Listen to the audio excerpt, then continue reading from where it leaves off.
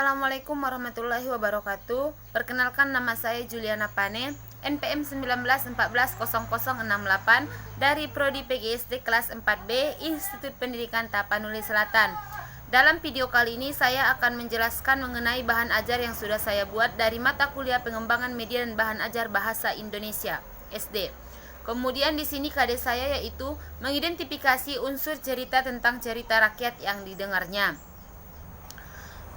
Adapun indikator pencapaian yang akan dicapai oleh siswa yaitu siswa akan mengetahui mengenai pengertian unsur-unsur intrinsik cerita rakyat, kemudian mampu menyebutkan unsur-unsur intrinsik cerita rakyat, mampu menyebutkan tokoh-tokoh dalam cerita, menjelaskan perwatakan tokoh-tokoh dalam cerita rakyat, menjelaskan pengertian latar, menyebutkan latar cerita rakyat, kemudian menjelaskan pengertian amanat, menjelaskan amanat yang terdapat di cerita rakyat, dan menyebutkan tema cerita. Itu nanti pemahaman yang akan dipahami oleh peserta didik. Kemudian unsur-unsur intrinsik cerita rakyat. Di sini terlebih dahulu sebagai seorang guru kita akan menjelaskan apa itu cerita rakyat. Cerita rakyat adalah cerita yang didengar masyarakat secara turun-temurun dan tidak benar-benar terjadi di zaman dahulu.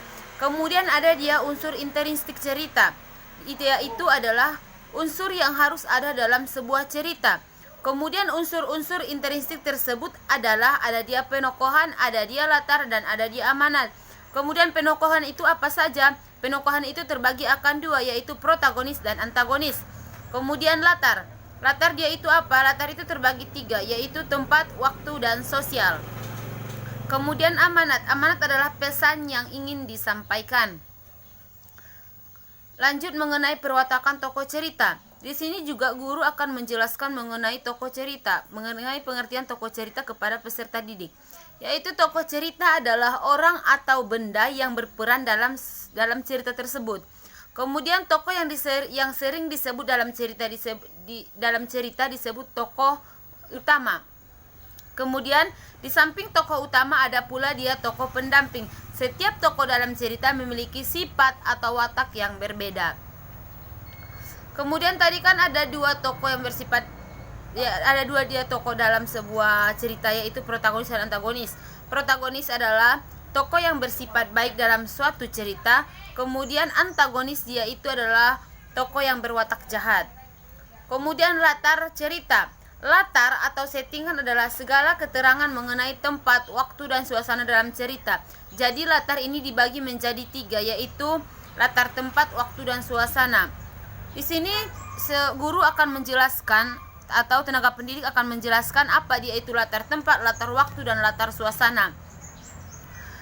Sedikit saya ulas mengenai latar tempat. Latar tempat adalah segala sesuatu yang menjelaskan tentang tempat terjadinya peristiwa dalam cerita. Kemudian latar waktu. Latar waktu adalah terjadinya peristiwa dalam cerita. Kemudian latar suasana. Latar suasana adalah penjelasan mengenai suasana pada saat peristiwa terjadi.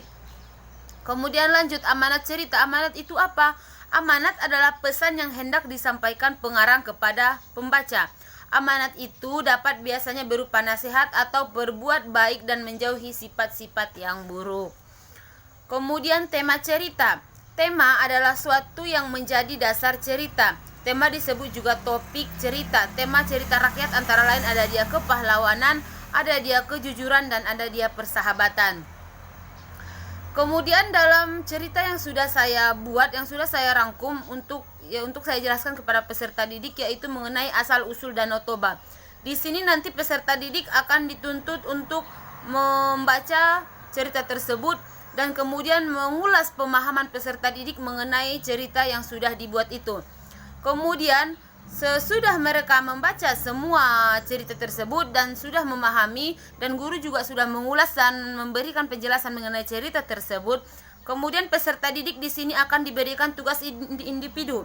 Adapun tugas-tugas individu yang sudah saya rangkum di sini adalah mengenai tokoh-tokoh yang ada dalam cerita tersebut, kemudian bagaimana perwatakan masing-masing tokohnya, kemudian jelaskan latar tempat, waktu, dan suasana cerita di atas, kemudian sebutkan tema cerita rakyat di atas, kemudian jelaskan amanat dalam cerita rakyat tersebut.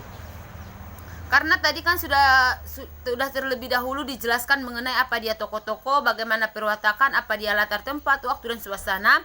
Kemudian mereka peserta didik maksudnya sudah mengetahui cerita dan isi makna dalam cerita tersebut, sehingga untuk menjawab tugas individu ini peserta didik sudah mampu untuk menjawabnya.